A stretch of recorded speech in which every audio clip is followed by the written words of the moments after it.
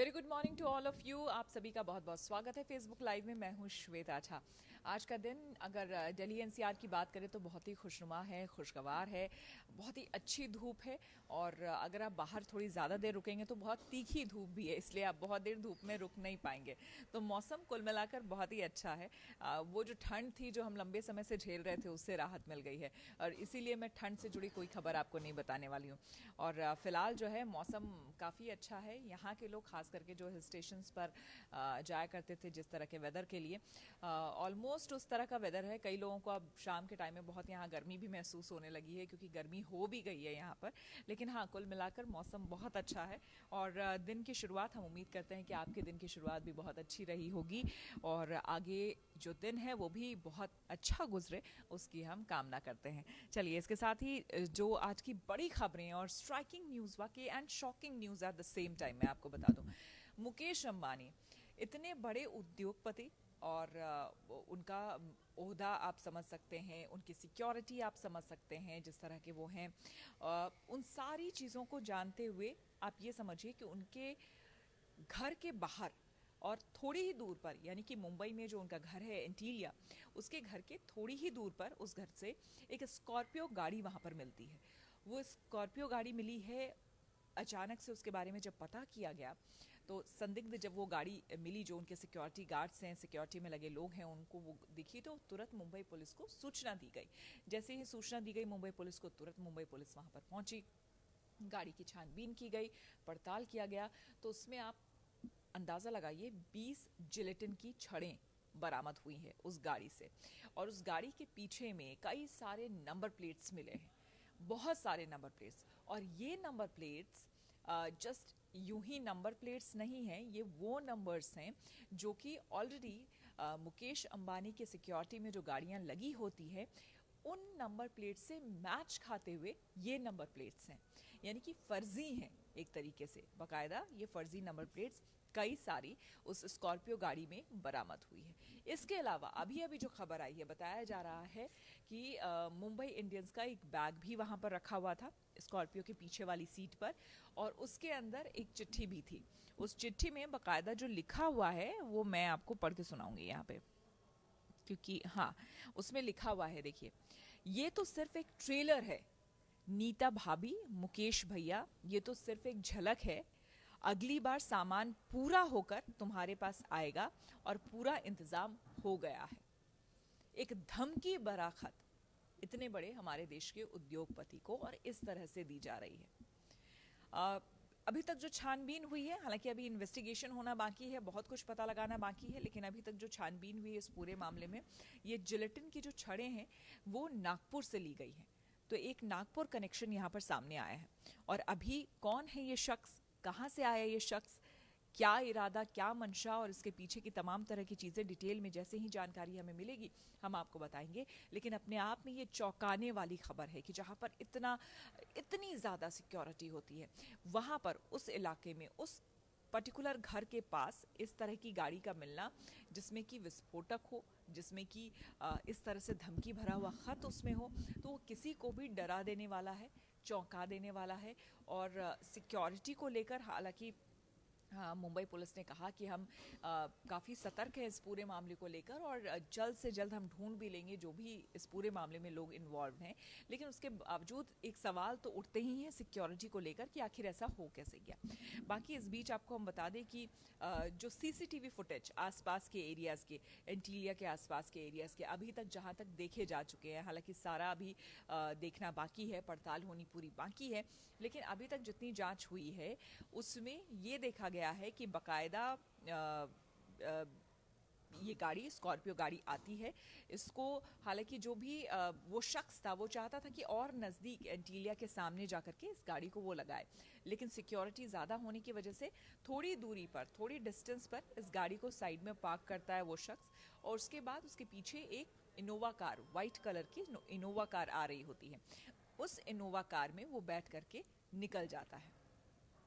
तो इससे एक बात तो साफ होती है कि वो शख्स चाह रहा था कि उसे नोटिस किया जाए, वो शख्स चाह रहा था कि लोग उसे जाने, क्योंकि ये वो जो पूरा एरिया है, खुद एंटीलिया अपने आप में वहाँ पर कितने सारे गार्ड्स के अलावा सीसीटीवी कैमरा, तमाम तरह की चीज़ें वहाँ पर है। तो कोई अगर शख्स ये चाह रहा है कि एंटीलिया के सामने से वो यूं ही गाड़ी लगाकर कहीं वो निकल जाएगा और छुप कर निकल जाएगा, तो ये पॉसिबल तो था नहीं। इट मीन्स कि वो चाह रहा था कि उसे लोग जाने या पहचाने।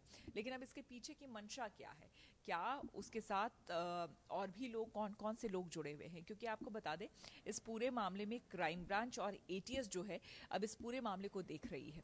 इस पूरे मामले की तह तक जाने की जाहिर सी बात है कोशिश करेगी, क्योंकि ये हमारे देश का बहुत बड़ा मसला हो गया है, बहुत बड़ा मामला है। और सिक्योरिटी ब्रीच कह लीजिए या फिर जो भी है, लापरवाही या जो भी है, और जिस तरह से धमकी भरी चिट्ठी दी है, तो इसे नज़रअंदाज नहीं किया जा सकता है। तो अब गहराई पर जाकर एटीएस और क्राइम ब्रांच की टीम ये पता तो लगाएगी कि आखिर वो शख्स कौन था, किस इरादे से यहाँ पर आया था। लेकिन इसके साथ ही साथ आतंकी एंगल को भी खंगालने की कोशिश की जा रही है। हो सकता है उस एंगल से भी, आतंकी एंगल से भी इस पूरे मामले की जांच की जाए कि कहीं इसमें आतंकी एंगल है या नहीं। तो ये बड़ी खबर आपको हम बता रहे हैं।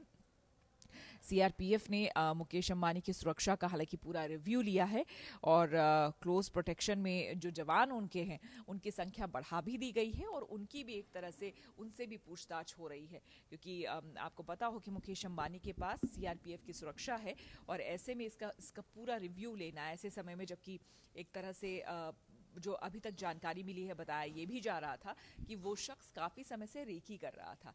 वो काफ़ी समय से देख रहा था, ये जान रहा था कि कब उस घर से कितने लोग निकलते हैं, कैसे निकलते हैं, वो जो कॉन्वॉय होता है वो कैसा होता है। मुकेश अंबानी निकलते हैं तो कितनी कारें उनके आगे पीछे निकलती हैं। तो ऐसा लग रहा है कि बहुत तरह की जानकारी बहुत समय से ये शख्स जुटा रहा था। तो मे बी हो सकता है कि ऑलरेडी जो सिक्योरिटी में लोग हैं उनमें से कोई एक शख्स शायद जानकारी लीक कर रहा हो। लेकिन ये सिर्फ अजम्पशन है, अभी ये मैं कह नहीं रही हूँ आपको साफ तौर पर। आपको इसलिए सिर्फ मैं खबर बता रही हूँ कि जो सीआरपीएफ की सुरक्षा दी गई है मुकेश अंबानी को, तो उनके वो जो सीआरपीएफ की सुरक्षा है उसका भी रिव्यू होना है। तो ये एक बड़ी खबर आपको हम बता दें। दूसरी जो बड़ी खबर है वो बता दें कि आज भारत बंद है। आज भारत बंद है और बता दें कि दुकानदार जो एक्चुअली है वो अमेज़ॉन जैसे जो रिटेल चेन है उससे काफ़ी खफा हैं। वो नहीं चाहते हैं इन रिटेल चेन का जिस तरह से वर्चस्व हमारे देश में बढ़ता जा रहा है। ऐसे में जो छोटे कारोबारी हैं, जो खुदरा बाज़ार वाले हैं, उनको सबसे ज़्यादा यहाँ पर परेशानी हो रही है। तो इसीलिए वो चाहते हैं कि अमेज़ॉन जैसे रिटेल चेन पर थोड़ा काबू पाया जाए और इतना ज़्यादा जो इस तरह से वो फैल रहा है उसमें कमी आए। साथ ही साथ आपको हम बता दें कि जीएसटी में बदलाव को लेकर भी वो मांग कर रहे हैं, क्योंकि आज जो भारत बंद बुलाया गया है उसमें कुछ बातें जो मुख्य तौर पर रखी है इन लोगों ने, वो ये भी रखी है कि जीएसटी में ये लोग बदलाव चाहते हैं। साथ ही साथ आपको जैसा कि मैंने बताया कि अमेज़ॉन जैसे जो रिटेल चेन है उसकी मनमानी से भी ये काफ़ी नाराज़ है।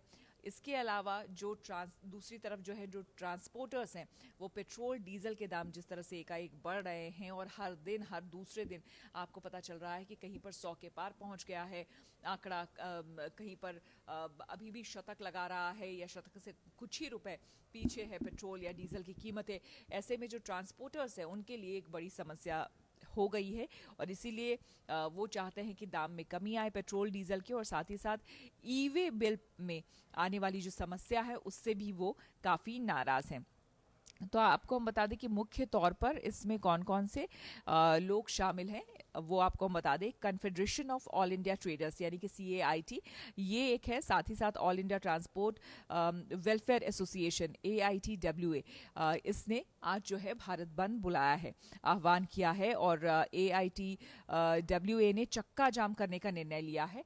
तो ट्रांसपोर्टर्स इसके तहत अपने वाहन को खड़े करेंगे और आज जो है कोई भी माल ढुलाई नहीं होगी और इससे क्या होगा, जाहिर सी बात है आवाजाही में भी लोगों को दिक्कत होगी और आगे का माल ढुलाई का जो काम है वो भी प्रभावित होगा।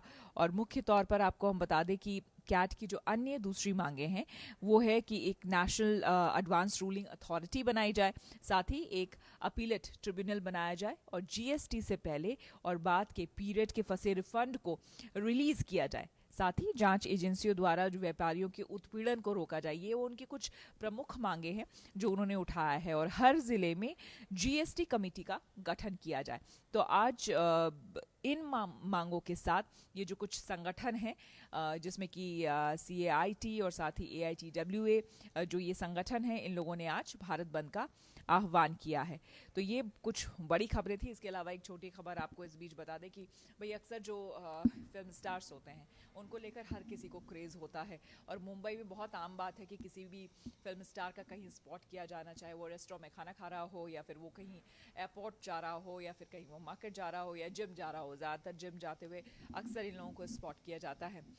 ऐसी एक खबर सामने आई है कि दीपिका पादुकोण को एक रेस्टोरेंट में स्पॉट किया गया। वो जब रेस्टोरेंट से निकल रही थी तो जाहिर सी बात है कि फैंस उनके सामने आ गए। वो भी मिल रही थी बहुत ही मतलब वेलकमिंग वे में वो मिल रही थी। एंड तभी जो है एक फ़ैन, वो शायद टिश्यू बेचने के लिए कि टिश्यू पेपर ले लीजिए और समथिंग कुछ इस तरह की बात थी, वो आई दीपिका पादुकोण के पास। एंड तभी दीपिका निकल रही थी रेस्टोरेंट से एंड मुस्कुराते हुए। उसके बाद वो अपनी गाड़ी में जैसे ही घुसने की कोशिश करने लगी, तभी वो जो महिला थी उसने दीपिका के पर्स को छीनने की कोशिश की। आप अंदाज़ा लगाइए, बिल्कुल उनके एकदम करीब आ गई थी और पर्स को छीनने की कोशिश की। हालांकि दीपिका ने भी रेजिस्ट किया और उनके साथ जो बॉडीगार्ड्स थे उन्होंने पर्स को छीनने नहीं दिया, उसको बचा लिया। बट या इट्स अ शेम, जो उनके फॉलोअर्स हैं या फिर जो भी इस तरह से के फैंस होते हैं उनके लिए बहुत ये शेमफुल खबर है। वैसे क्या होता है कि कोई फिर किसी पे ट्रस्ट नहीं करेगा।